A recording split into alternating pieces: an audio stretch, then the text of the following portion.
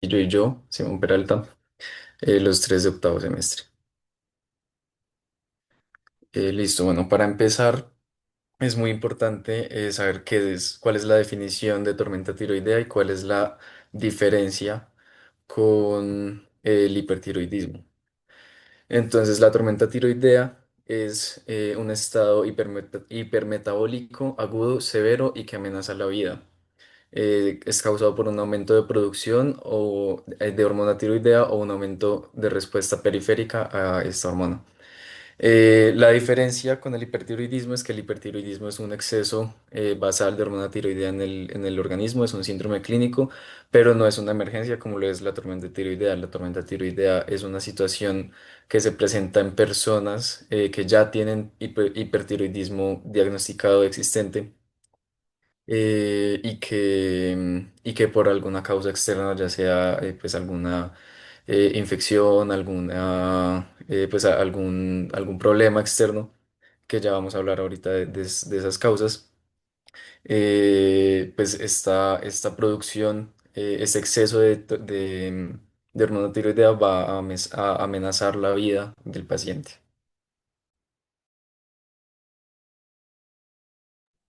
Bueno, ya para continuar, pues básicamente tenemos la epidemiología. Entonces se han reportado 0,2 casos de 100.000 habitantes con esta patología y pues la tasa de mortalidad va desde el 10% al 30%. Entonces la mortalidad puede disminuirse en un 10% si hay una intervención temprana y se ha demostrado que la mayoría de pacientes que fallecen por esta patología se da por una falla multiorgánica más que todo por una falla cardíaca. Y pues básicamente se presenta más que todo en mujeres que en hombres teniendo una relación de 3:1. En Estados Unidos se demostró que entre el 21,4% de los pacientes que se encontraban hospitalizados por tirotoxicosis fueron diagnosticados con tormenta tiroidea. Siguiente, por favor.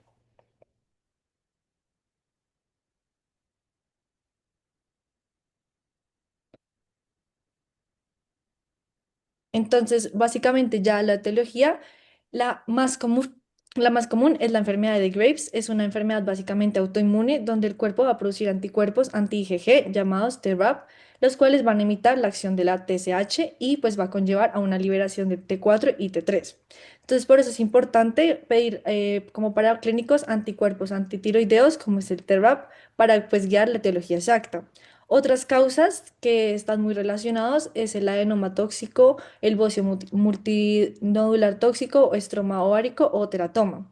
Y se puede precipitar, como ya bien se había mencionado, pues básicamente estos pacientes ya tienen un diagnóstico con hipertiroidismo, pero se precipita a una tormenta tiroidea debido pues a una interrupción brusca de la medicación antitiroidea o cirugía de tiroides, cirugía no tiroidea, por un trauma, por alguna infección o administración de medicamentos que tengan yodo, como puede ser la amiodarona, que es un antiarrítmico clase 3 y pues básicamente por su alto contenido de yodo, pues afecta a la tiroides. Siguiente, por favor. Entonces ya, como más que todo con la fisiopatología, es importante saber que pues todo el proceso va a empezar con la hormona liberadora de tiotropina que se encuentra pues en el hipotálamo.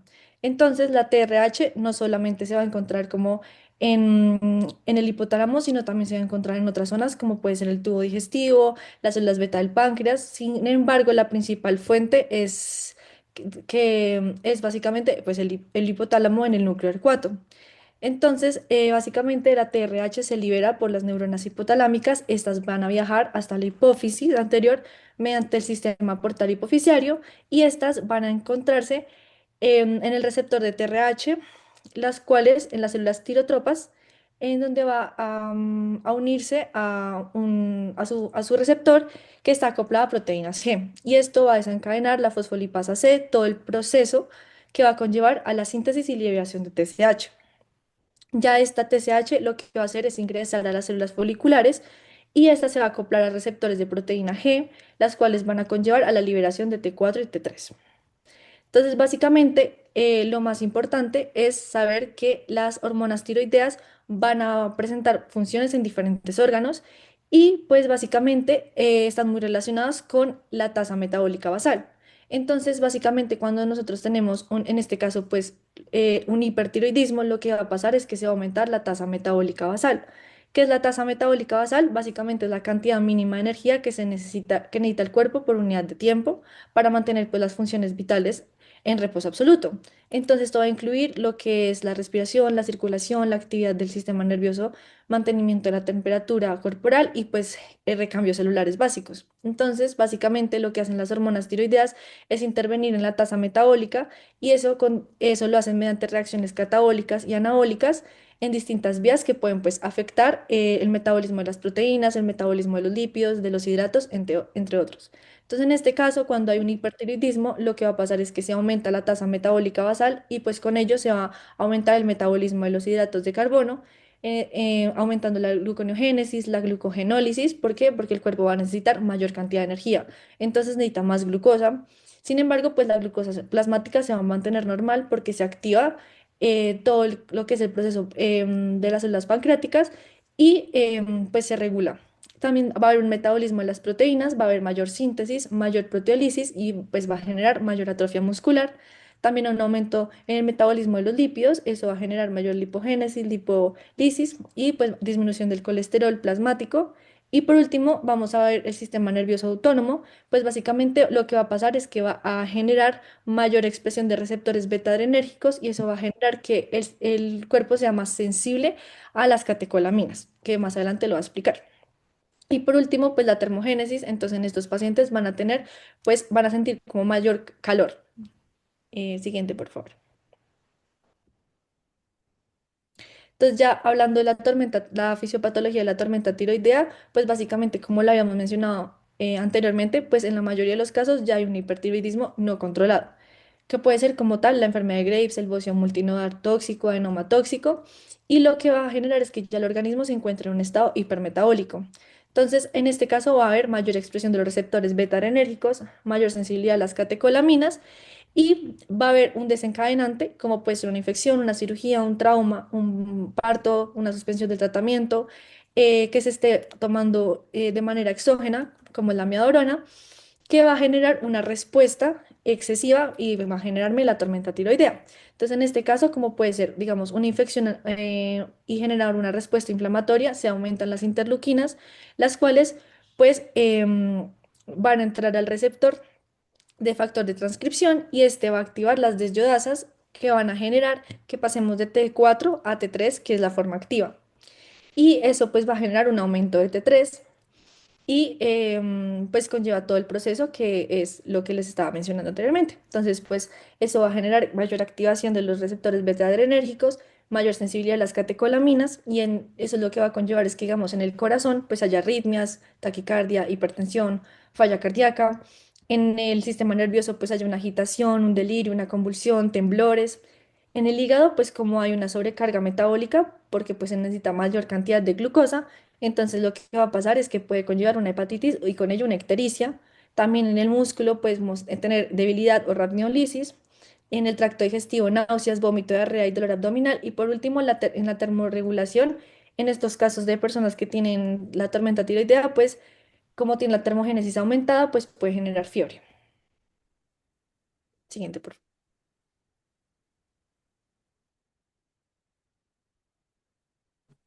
Bueno, entonces, pues ya como les habló un poco Juliana, se van a dar cambios a nivel neurológico, a nivel de la termorregulación, cardiopulmonar y gastrointestinal. Entonces, a nivel neurológico, es muy posible que las personas puedan presentar delirio, psicosis, que puedan estar letárgicas o que incluso puedan tener convulsiones. Un signo muy clave es que van a estar hiperpiréxicas, es decir, pues que van a tener fiebre y pueden llegar a temperaturas hasta de 41 grados centígrados, además de tener pues diaforesis. En cuanto a nivel cardiopulmonar, van a tener taquicardia, latidos por encima de 140, sensación de palpitaciones, algunos pueden presentar arritmias, fibrilación auricular e incluso pues hasta falla cardíaca. A nivel gastrointestinal, ya lo mencionó Juliana, náuseas, vómito, diarrea Y algunos pueden cursar con un dolor abdominal agudo y esto pues puede llegar a confundir el diagnóstico en algunos casos. Siguiente, por favor. Entonces, para su diagnóstico hay dos métodos. El primero es esta, que es la escala de Bush y Wartowski, que esta pues es muy usada, sin embargo pues es sensible, pero no es específica. Por eso no nos gustaría tanto pues aplicarla, ya que cualquier persona que presentara hipertiroidismo y que estuviera cursando, por ejemplo, con una gripa, podría dar para el puntaje de tormenta tiroidea, sin tenerla. Entonces, pues nos va a medir lo mismo: temperatura, afectación del sistema nervioso central, frecuencia cardíaca, si hay falla cardíaca, si hay cambios gastrointestinales y si hay pues factores precipitantes. Si tenemos 45 puntos, va a ser casi diagnosticado con tormenta tiroidea. De 25 a 44 es posible que lo tenga y menor a 25 puntos es improbable. Siguiente, por fin. La otra manera son los criterios de Akamisu, que son los que nos da la Asociación Japonesa de Tiroides. Y pues para ellos pues tendríamos que tener en los laboratorios una T3 y T4 libre elevadas y una TSH disminuida. Em, entonces, pues el diagnóstico va a ser definitivo si hay tirotoxicosis, si además hay un síntoma de afectación del sistema nervioso central y sumado a eso, un síntoma que sea o fiebre, o taquicardia, o falla cardíaca, alteraciones gastrointestinales o alteraciones a nivel hepático. También se puede dar un diagnóstico definitivo si tiene tirotoxicosis y tres de las que les nombré anteriormente. Ahora, pues se va a dar un diagnóstico de sospecha si hay tirotoxicosis y dos de estas, o si cumple con la tirotoxicosis, la afectación del sistema nervioso central o los otros síntomas, pero no tiene los laboratorios confirmados. Así que, por favor. De estos criterios se va a excluir a las personas que tengan una fiebre asociada a un foco infeccioso, como neumonía, por ejemplo, o una infección de vías urinarias, o que curse con una hipertermia maligna, personas que ya hayan tenido un deterioro de la conciencia previo pues a este episodio, es decir, pues que ya tuvieran enfermedades psiquiátricas o cerebrovasculares de base, personas que estén cursando con infarto agudo de miocardio o con falla hepática aguda o hepatitis viral. Así que, ahora, pues ya que es una enfermedad pues que tiene varias manifestaciones clínicas que pueden como confundirse con otras patologías, pues tenemos muchos diagnósticos diferenciales. Dentro de esos, pues les traje algunos. Los más comunes son el choque séptico, el feocromocitoma, el síndrome neuroléptico maligno, la hipertermia maligna, el delirium tremens, el golpe de calor, intoxicación simpático-mimética, encefalitis, estado epiléptico postictal y encefalopatía hepática.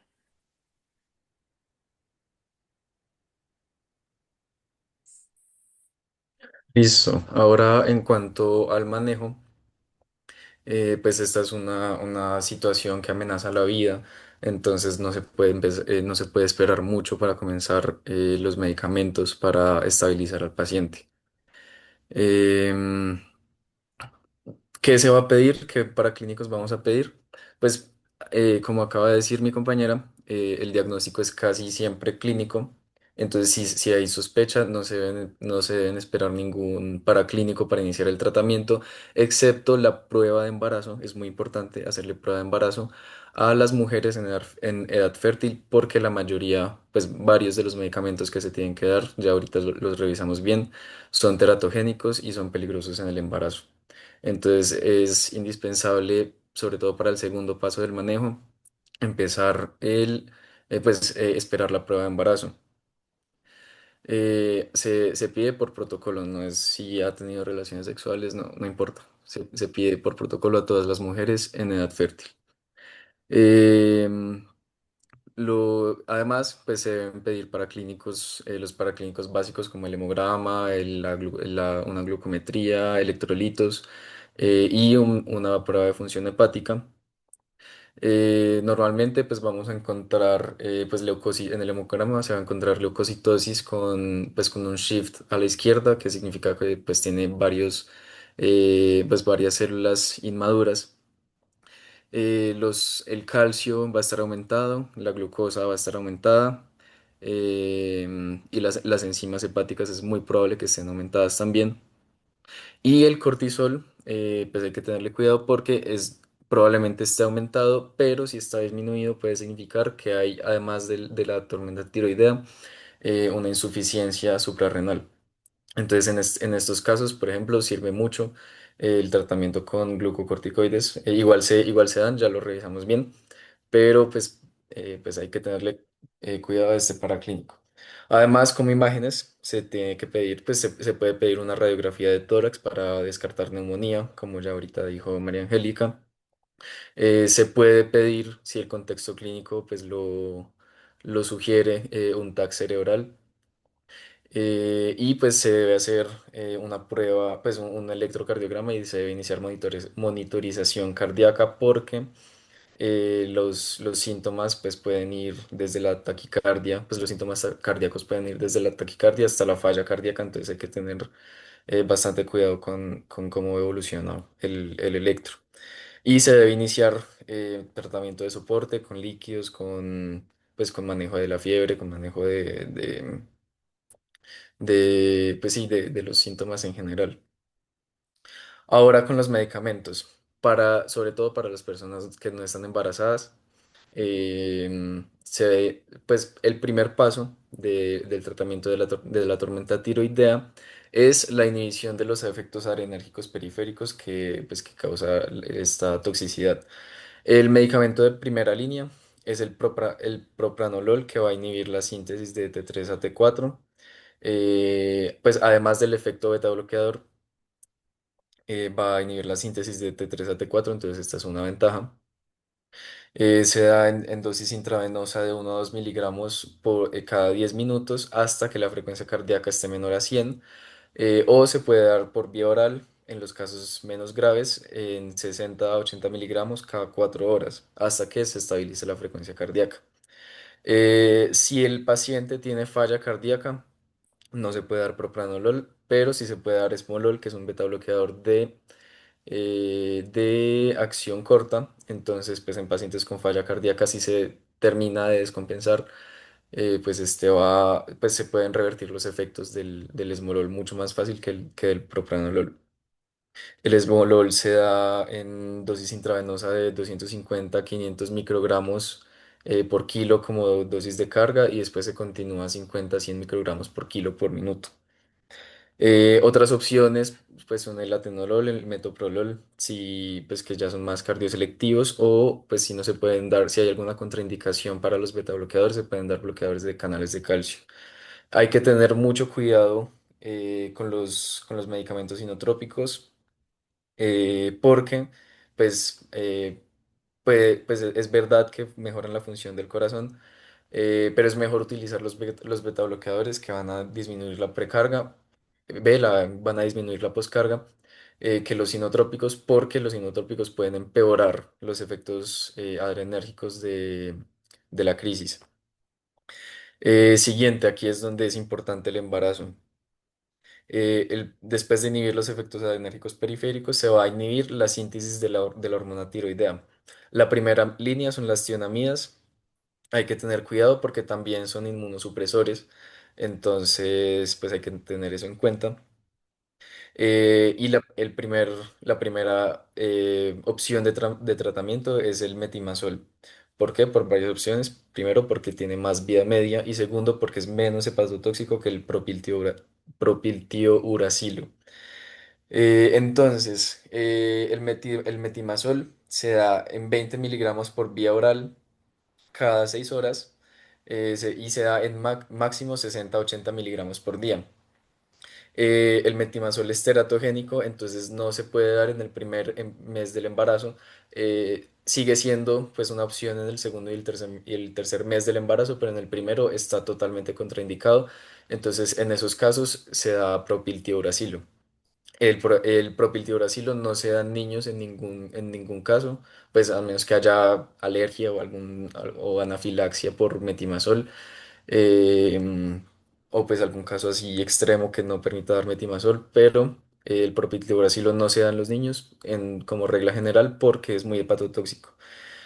Em, y bueno, el PTU se da de 500 a 1000 miligramos por vía oral y después se continúa a 200 miligramos cada 250 miligramos cada 4 horas. El tercer paso del tratamiento, después de inhibir los efectos adrenérgicos periféricos y la síntesis de la hormona, es la inhibición de la liberación de la hormona.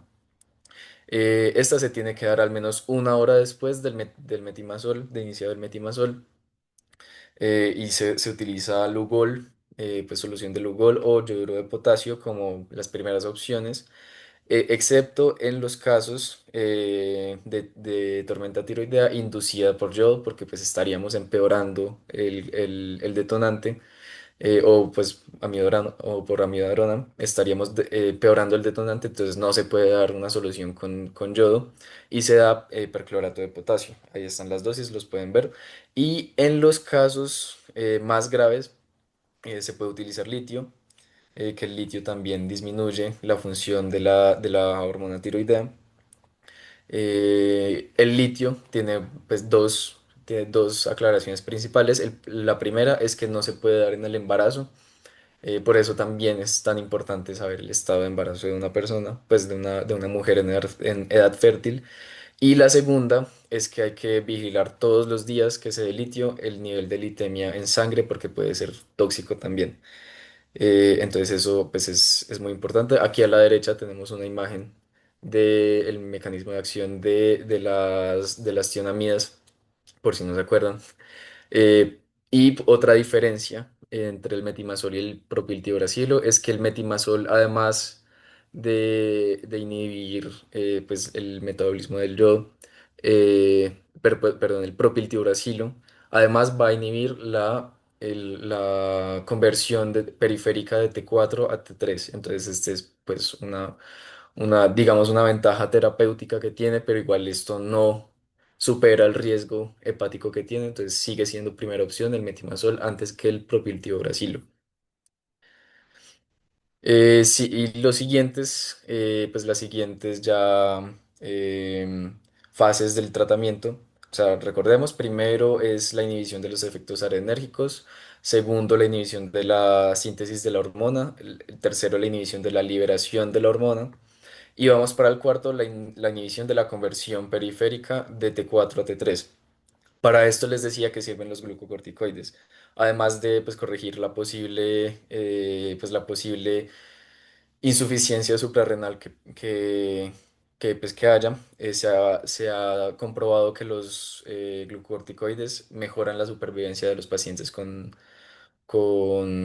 tormenta tiroidea. Entonces, como primera línea se da hidrocortisona intravenosa de 300 miligramos, y se continúa a 100 miligramos cada 8 horas. Y pues si no se puede dar hidrocortisona o si no hay disponible, se da dexametasona intravenosa 2 miligramos cada 6 horas. Quinto, como quinta fase del tratamiento, o sea, pues se dan medicamentos para inhibir la reabsorción de la hormona tiroidea. ¿Cómo que la reabsorción? Pues la hormona tiroidea tiene metabolismo hepático. Em, con el metabolismo hepático, esta se secreta hacia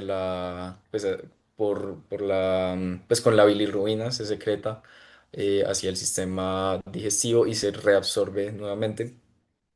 Entonces, pues para evitar esto, se da colestiramina, que es una resina de intercambio iónico que va a disminuir la circulación enterohepática de la hormona tiroidea.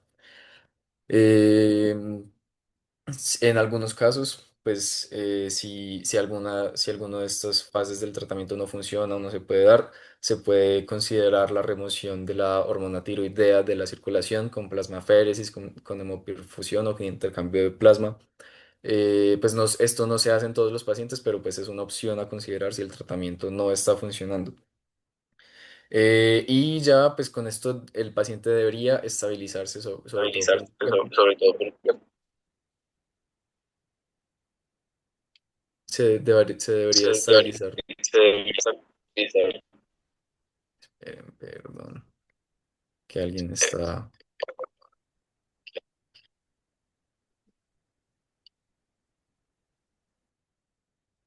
Listo. Ya, qué pena. Ya después de estos 5 pasos, el sexto paso es identificar los factores precipitantes si este no se ha identificado antes, que puede ser, como ya lo decía mi compañera, una infección, un infarto, isquemia, arritmias, cetoacidosis, TEP, y si es alguna de estas, pues obviamente hay que tratar la causa para que pues no se repita y para que pues el paciente deje de sufrir pues este riesgo. Ya la terapia definitiva no se va a dar inmediatamente. O sea, la idea es que cuando el paciente presente estos síntomas, pues se trate, se estabilice con estos 5 pasos que los voy a repetir, que serían la inhibición de los efectos adrenérgicos, segundo, la inhibición de la síntesis de la hormona, tercero, la inhibición de la liberación de la hormona, cuarto, la inhibición de la conversión periférica de T4 a T3, y quinto, la inhibición de la reabsorción y de la circulación enterohepática de la hormona tiroidea. Y pues ya al final la terapia definitiva, pues recordemos que estos pacientes tienen hipertiroidismo de base, entonces pues se debe considerar la ablación con yodo radioactivo o cirugía pues para remover total o parcialmente la tiroides. Y pues ya esto se hablará con el endocrinólogo que vea al paciente ya por el hipertiroidismo. Listo, estas son las referencias que utilizamos. Acuérdense, no se salgan que ahorita tenemos un Kahoot. Entonces, no sé si alguien tenga alguna pregunta, si tengan algún comentario, si algún doctor que por ahí los vi conectados tengan algo que añadir, algo que aclarar.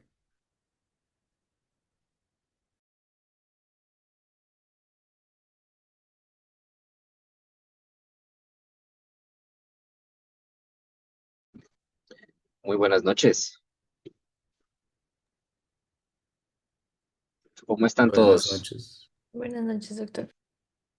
Hace rato no nos vemos de manera virtual. Entonces, no sé si hay alguna pregunta. Yo quería hacerles unos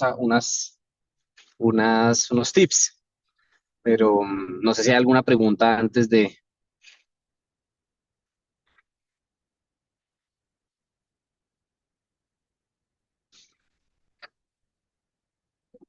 Bueno, entonces yo quiero hacer como una... Es un tema, el tema endocrino es bonito porque es muy mecánico, es relativamente una cosa desencadena la otra, o sea, el que empieza a estudiar endocrino le empieza a gustar. No tiene una complejidad muy grande y realmente es un tema muy interesante, es muy bonito. La tiroides es un ejemplo particular fácil de eso. Una desencadena la otra, o el segundo desencadena el tercero y así se retroinhiben.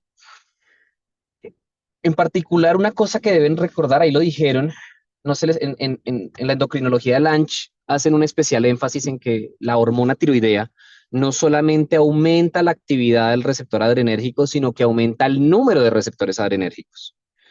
Entonces, el primer mensaje para llevarse es ese, que no solamente está aumentado el metabolismo general y entre otras cosas de ahí se libera tanta liberación de calor, sino que están aumentadas tanto el número como la actividad de los receptores beta-adrenérgicos. Eso es clave. Segundo, lo que a veces cruzar la línea entre lo que es una tirotoxicosis y una tormenta tiroidea puede no ser tan sencillo. ¿No? El problema cuando uno revisa siempre este tema, y acuérdense que estamos hablando desde medicina de emergencias, es que a mí me llega el paciente, yo qué veo, porque consulta, ¿cómo hago yo para llegar hasta allá? ¿Mm? Porque cuando uno está en cuidado intensivo, cuando el endocrinólogo lo ve, ya el endocrinólogo lo ve en otro escenario. ¿No? A nosotros nos toca ahí.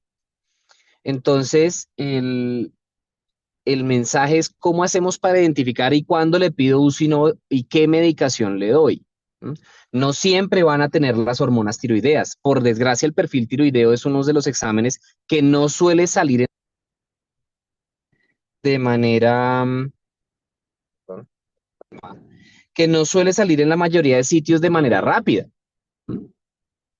Entonces, lo más importante que deben tener en cuenta con esta, desde el punto de vista de emergencias, es que lo que lo va a matar al paciente, lo que a mí me va a poner a correr, lo que me va a generar angustia, elevar mi cortisol, son las consecuencias del hipertiroidismo. Entonces, lo que lo va a matar es la arritmia, lo que lo puede matar es la falla secundaria. Aunque falla cardíaca casi no suele presentarse, porque es que la tormenta tiroidea es una enfermedad de jóvenes. Un viejito de 70 años coronario con tormenta tiroidea, pues puede ocurrir, pero no es frecuente. Sí es súper frecuente en personas jóvenes y es frecuente en embarazadas, porque el embarazo es un desencadenante de la patología tiroidea. Entonces es más frecuente que una mujer con hipertiroidismo en el embarazo haga más crisis que cuando no está embarazada. Entonces, ¿qué deben hacer ustedes? Primero y lo más importante de todo, ¿qué es lo que lo va a matar? Lo va a matar que llega con una fibrilación auricular en 200, que está con 40 de temperatura, ¿no? Que está haciendo falla renal, ¿no? Eso es lo que me preocupa. Allá es a donde yo debo llegar, ¿no? Entonces, claro, el manejo primero siempre va a ser sintomático, siempre debe ser sintomático primero. Entonces, por eso es que en todas cuando uno revisa este tema, necesito saber manejar taquiarritmias. Por eso esos son los talleres, por eso necesito saber cardiovertir, necesito saber intubar, esas cosas porque son transversales a muchas patologías. Y lo segundo es que no siempre hay, aunque uno aprende unas consideraciones de preferencia entre el metimazol y el propiltiuracilo, no siempre están disponibles las dos. En la fundación, por supuesto, pues uno tiene las dos, pero no siempre están. Entonces, sí, hay que recordar que el antitiroideo, pues primero pregunte cuál hay. Los antitiroideos en Colombia solo hay orales, deben saberlo. Esmolol en Colombia todavía no hay, ¿no? Entonces, ¿qué hago yo para controlarlo? Pues si tengo que utilizar el propanolol o estudios interesantes hablan del carvedilol también ya incluido, pues puede ser una opción, pero pregunte usted qué tiene primero, con qué va a tratar, porque pues cuando salgan a hacer rural o trabajen, pues no todos están en la Fundación Santa Fe donde está todo, ¿no? ¿Qué tengo yo para manejarlo? Si es una crisis aguda, pues ¿cómo controlo yo una crisis aguda? ¿Mm? Y recordar que si es una FA grave, hay que mirar, la amiodarona es una muy buena opción, pero pues hagan la consideración de la amiodarona y la tiroides. Dependerá del caso, pero la gran mayoría de veces es simplemente falta de control. Una TSH en 0.0000000000, lo que sea, uno. Miren qué tienen, con qué beta bloqueador cuentan. Si es necesario metoprolol endovenoso, pues aplíquenlo, porque lo que lo va a matar es la arritmia. ¿M? Y la escala de Wartowski, pues sigue siendo la más usada. ¿M? Aunque tenga aunque la sensibilidad es buena, su especificidad no tanto, pero lo que yo quiero es decir, cuál es la probabilidad, con la escala de Wartowski yo digo que yo me lleno de razones para decir, necesito cuidado intensivo, y no lo dejo en urgencias. Y probablemente porque el paciente está más complejo, pero siempre acuérdense del manejo sintomático. ¿Qué más me hace falta decirles? ¿Qué más? ¿Qué más me hace falta decirles? No, el mensaje que quiero que se lleven es eso. Miren con qué tienen a la mano para trabajar. Recuerden, moros, no hay betabloqueadores, no descarten el propanolol, pues es el clásico, pero no descarten otros betabloqueadores si no lo tienen. Casi todo siempre es oral. Y el manejo definitivo nunca lo vamos a hacer en medicina de emergencias, nunca. Lo que yo tendré que hacer es, si me toca intubarlo, lo intubo. Si me toca, la arritmia más frecuente es fibrilación auricular, pero podría presentarse cualquiera. Entonces, lo que lo va a matar es la consecuencia. Si me toca montar la infusión de amidarona, pues le montaré infusión de amidarona. Si me toca ponerle bolos, si me toca cardiovertirlo, todas esas cosas, ese es mi manejo agudo. Y al final ya, cuando ya esté estable o demás, le hagan ecografía o en otras situaciones, ya eso es diferente. Porque ya en esa situación, pues ya el endocrino, si nos cogió el viernes en la noche, el endocrinólogo llega el lunes, o lo remito porque no tengo endocrino. ¿Ven? Ese es el mensaje que les quiero dejar. Llévense que el Wartowski es la más usada y probablemente con eso es que ustedes justifican trasladar o tomar una decisión. Aunque claro, si se dan cuenta en la escala de Wartowski, ahí dice que cuando es más de 40, si no recuerdo mal, dices, es probable tormenta tiroidea. No sé si la puedes poner un segundo ahí. pero en la escala dice es probable, ni siquiera nos confirma que la tiene. Por eso es que le hacen la crítica y proponen las escalas japonesas. Pero el mensaje es, llega un paciente, tiene hipertiroidismo y llega con cualquier síntoma del simpático mimético. Mi labor como emergenciólogo o médico de urgencias va a ser, ¿cómo hago yo para llenarme de razones y decir que tiene una tormenta tiroidea?